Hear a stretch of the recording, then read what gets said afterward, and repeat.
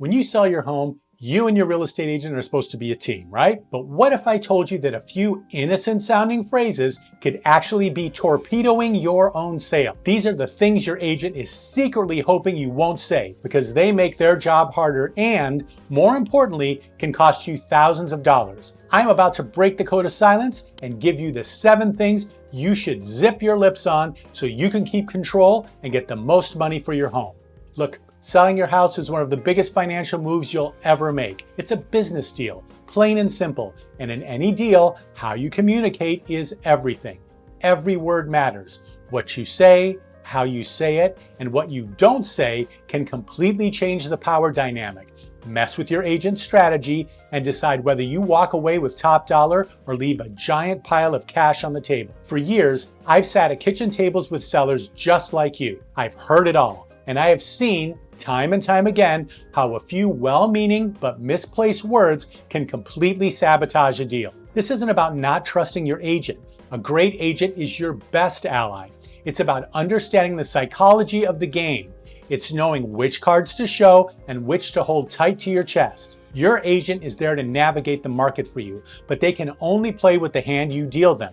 Give them the wrong info, and you might as well hand the keys to the kingdom over to the buyer. So let's get into it. We're going to walk through the 7 phrases that make an agent's heart sink. Not because they're offended, but because they know it just got a whole lot harder to get you the best price. By the end of this, you'll not only know what to avoid, but you'll get the why, making you a smarter, more strategic seller.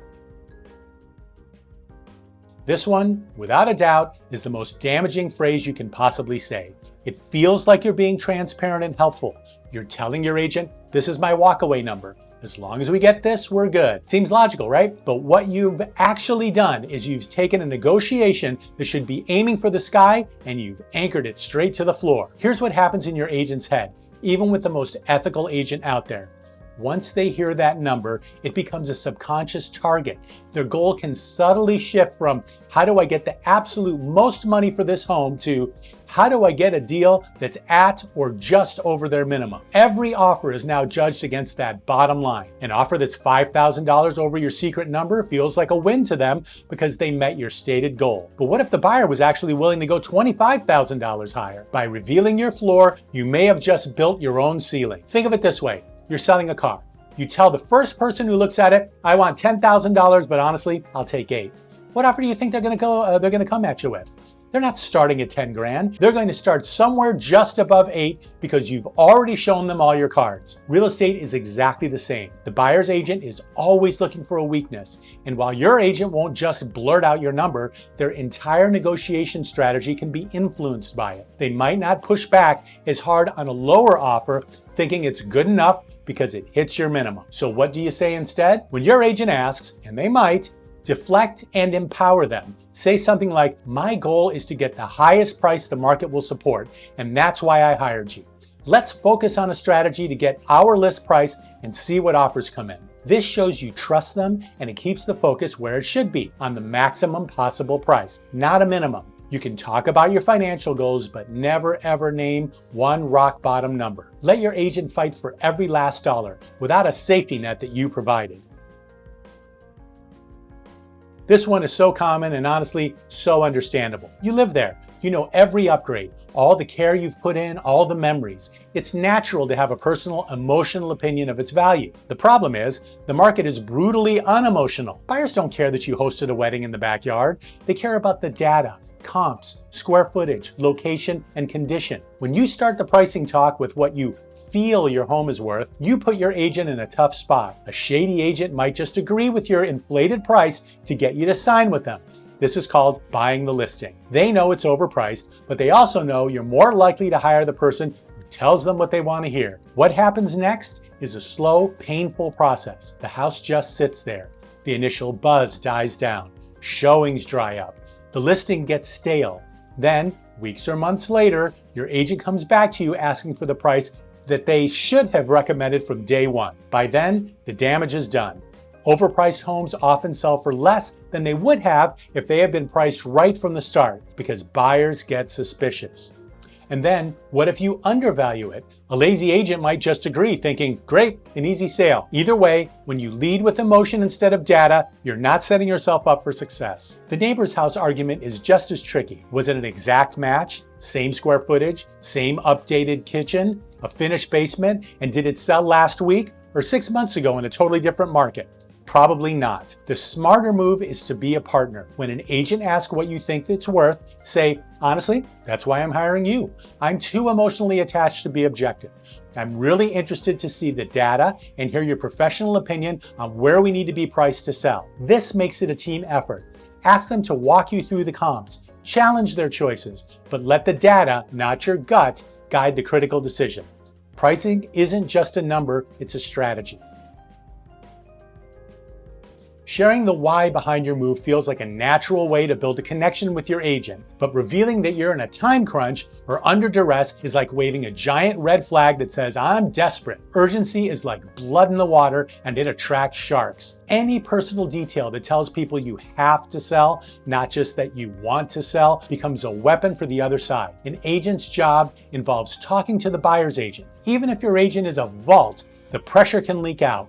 A buyer's agent will ask, so what's the seller's story? If your agent knows you have a hard deadline, their tone might change. A simple phrase like, the sellers are very motivated, gets translated by a savvy buyer's agent into, the sellers are desperate, let's lowball them. A divorce, a job relocation, financial hardship. These are all valid reasons to move, but they signal pressure. Buyers who know you're on a deadline will drag out negotiations on purpose, letting the clock tick down because they know you'll get more antsy and more likely to accept a lower price. Your personal situation has zero to do with the fair market value of your house. But by revealing it, you make the negotiation about your problems, not your property. Instead, keep it private. The right way to talk about your timeline is with cool, strategic language. You can say, we're prepared to move on a timeline that works for the right buyer, or I'm aiming for a very efficient sale. This shows you're ready to go without screaming desperation. Your agent needs to know your ideal closing date, but they don't need the backstory. You wouldn't walk into a car dealership and announce, my car just died and I have to buy a new one by tomorrow or I'll lose my job. You'd get taken for a ride. Same rules apply here. Your motivation is your own private business. Protect it.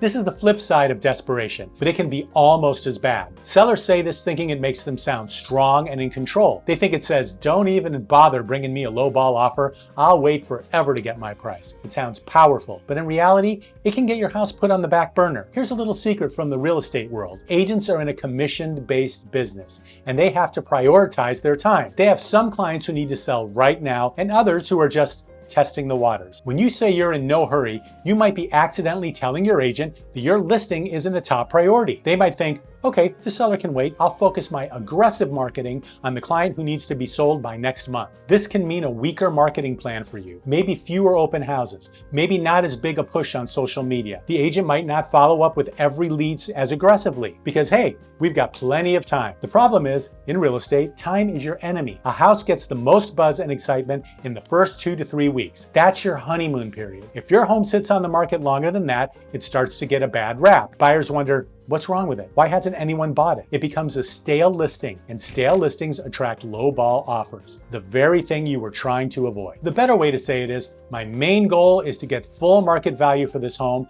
and I'm not interested in giving it away. I'm counting on your marketing plan to attract the right buyer in a timely manner. This sends the same message, that you won't take a low price, but with a tone of active partnership, not passive waiting. It tells your agent you're serious and you expect them to be too. You want an agent who's hungry to sell your home now, not one who thinks he can let it sit. By the way, if this insider advice is helping you see how small words can make a huge difference, do me a quick favor and hit that like button. It really helps our channel and tells me I'm giving you the info you actually need to have a successful sale. Now let's get back to what you should not be saying. This one usually comes up when an agent points out a leaky faucet, a cracked tile, or a wall with peeling paint. As a seller, It seems like a small deal. You're busy, you don't want to spend the money, and you figure the new owner will want to redecorate anyway. It seems logical to let them handle it, but that's not how buyers think. When a buyer walks through your home, they are on an emotional journey, trying to see themselves living there. Every little flaw, no matter how small, is a mental roadblock. A leaky faucet isn't just a $50 repair in their mind. It plants a seed of doubt. If they didn't fix this obvious little thing, what bigger, scarier problems are they hiding? It breaks the illusion and kills the trust. On top of that, buyers wildly overestimate how much repairs cost. That peeling paint you think is a weekend project, in their mind, it's a $5,000 professional paint job. That dated brass light fixture, they see a huge electrical project. For every $1 you would have spent on the repair, a buyer will probably subtract $5 or $10 from their offer to cover the hassle. Homes that are truly move-in ready sell for more money and they sell faster. Skipping repairs is being penny wise and pound foolish. A better way to handle this is to listen to your agent. When they suggest a repair, don't be dismissive. Ask, how do you think a buyer will see this? Do you think fixing it will get us a good return, either in price or in a faster sale? This makes it a strategic conversation. A good agent knows the difference between the small cosmetic fixes that make a huge impact and the big renovations that aren't worth the money. Your job is to remove every single reason for a buyer to say no. You want them to walk in and feel calm and excited, not see a growing to-do list. Present a turnkey home and you'll have buyers falling in love. And buyers in love are willing to pay more for it. This is one of the most cringeworthy things an agent can ever hear. Look, your heart is in the right place. You're proud of your home, and you think you're the best person to show it off. You want to point out the new water heater or tell them about the friendly neighbors. You think you're being helpful. In reality, you are a one-person deal killer. When the seller is home, buyers get incredibly uncomfortable. They can't speak freely with their agent. They feel like they're snooping around someone else's house, which stops them from ever picturing it as their own. They won't open closets or really look at things because they feel like they're being watched. They might hate the paint color in a room, but they'll never say it, which means your agent misses out on a valuable feedback. They'll just rush through the house, say, "This is nice," and kill the deal in the car a minute later. You also risk saying the wrong thing. You might accidentally mention that the neighborhood is getting a little noisy or that you're selling because you need more room, both of which weaken your position. A buyer might ask, "Is it quiet here?" And you might say, "Oh yeah, except for the big construction project starting next month." You've just torpedoed your sale. Your agent is trained for this. They know how to show a home, what to point out, and just as important, what to keep quiet about. They're a professional buffer that gives the buyers the space they need to actually connect with the property. The best thing you can do during a showing is get lost. Go for a walk, see a movie, make sure your house is clean and bright, and then just disappear. If you have special features you want mentioned, type up a feature sheet and leave it on the counter. It shares the info without the awkwardness. Let your agent do their job. Your absence is the key to making a buyer feel at home. Venting to your agent about the annoying parts of your community feels harmless. You're just being honest, right? The problem is you're bad-mouthing your own product to the head of your sales department. Look, you're legally required to disclose material defects about the property, but your personal gripes and gossip are not on that list. Sharing these little negative bombs, whether it's about a strict HOA, a nosy neighbor, or high utility bills, can subconsciously change how your agent sells your home. They might get hesitant to talk up the community, worried they're being dishonest. The lack of enthusiasm is contagious. Buyers can sense when an agent isn't being fully confident in a listing. And if a buyer ever overheard you say that, deal killer. A buyer who was on the fence would be totally scared off by the phrase nightmare HOA. The smart move is to know the difference between fact and opinion. You must disclose facts, like if the HOA has a big upcoming assessment. You should not volunteer your personal drama. When it comes to things like neighbors or HOA rules, let the buyer do their homework. They have a right to read the HOA documents. It's not your job to poison the well with your personal feelings. Instead, feed your agent the good stuff. Remind them what you love about the place, the walking trails, the great schools, the fun block parties. Your agent is your home storyteller. Give them a good story to tell. Focus on the positives, and you'll arm your agent to sell your home with real enthusiasm. Save the gossip for a chat with your best friend after the check has cleared. Now that you know what not to say, you're already in a much better position. But every sale is different, and I want to hear from you. What's one thing a real estate agent told you that surprised you, or what's a burning question you have about selling? Drop it in the comments below. I read every single one,